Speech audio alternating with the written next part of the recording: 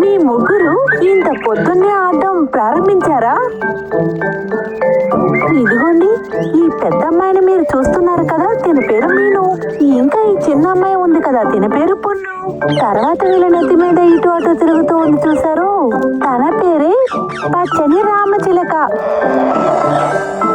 కొన్ని సమయాల్లో మీను వాళ్ళ అమ్మా నాన్న తెల్లవారుజామునే వ్యవసాయ భూమిలో పనిచేయడానికి వెళ్ళినప్పుడు మీను, పొన్ను ఇంకా వాళ్ళ పచ్చని చిలక వాళ్ళ బామ్మ రక్షణలో ఉంటారు.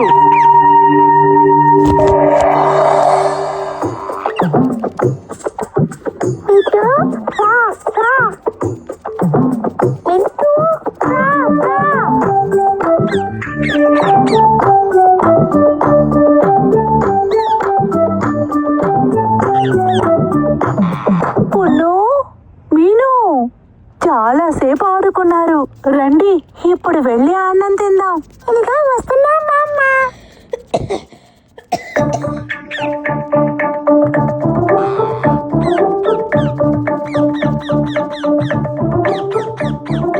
మిట్టుకి ఆకలి కాలేదా?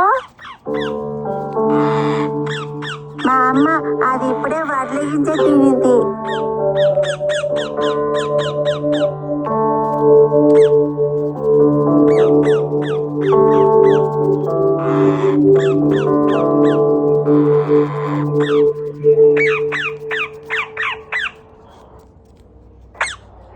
ఆ పచ్చని చిలక కొమ్మ రొడ్డల మీద కూర్చున్నప్పుడు అది దూరంగా ఆకాశంలో గరుడు పక్షి ఎగిరేది చూసింది. ఆకాశంలో 4 వైపులా తిరుగుతున్న గరుడు పక్షి కింద చెట్టు మీద వాలగానే అప్పుడు ఆ చిలక చాలా ఈర్ష్యగా పక్షిని చూసింది.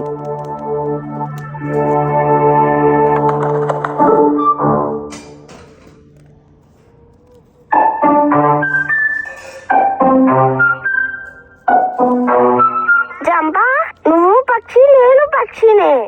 నువ్వు ఆకాశం పైన ఎగరగలవు, ఆ తాత నువ్వు కొండ పైన గూడు కట్టగలవు. కానీ నేను అంత దూరం పైన మేఘాలు ఎగరలేను. నా ప్రియమైన చిట్టి చిలుక, దేవుడు అందరికీ ఒక పనితనాన్ని ఇచ్చాడు.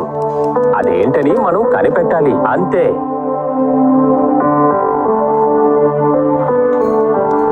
ఆ గరుడ పక్షి తన్ని ఎంతగా ఓదార్చినా కూడా ఆ పచ్చని చిలక ఎంతగానో ఓదార్పు కాలేదు.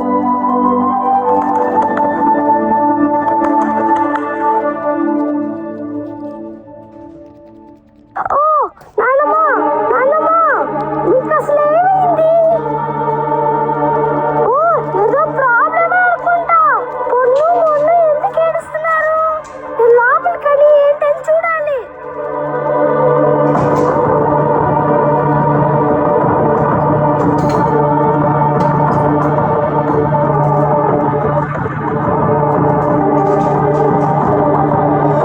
అయ్యో, నాన్నమ్మ కింద పడిపోయింది. మా నాన్నమ్మ, నాన్నమ్మ ఏమైంది?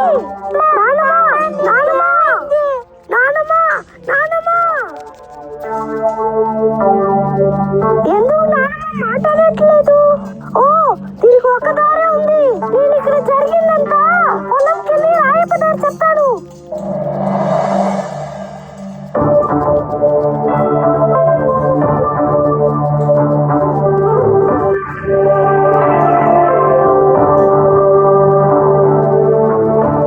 ఇక్కడ చూసావా, మన చిలుక మన చూడడానికి వచ్చింది. నాన్నమ్మ, నాన్నమ్మ, నాన్నమ్మ, నాన్నమ్మ. ఇదేంటి అమ్మమ్మ అమ్మమ్మ అంటుంది? ఒకవేళ ఇంట్లో ఏదైనా సమస్య అయి ఉంటుందో. అవునవును, త్వరగా రండి వెళ్దాం. అయితే సరే, త్వరగా వెళ్దాంరా.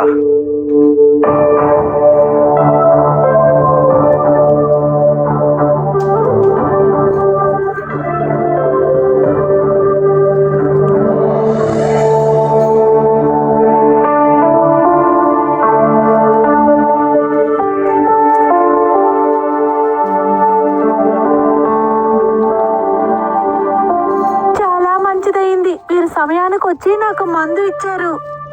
లేదంటే నాకు ఇప్పటికి ప్రాణమే పోయేది.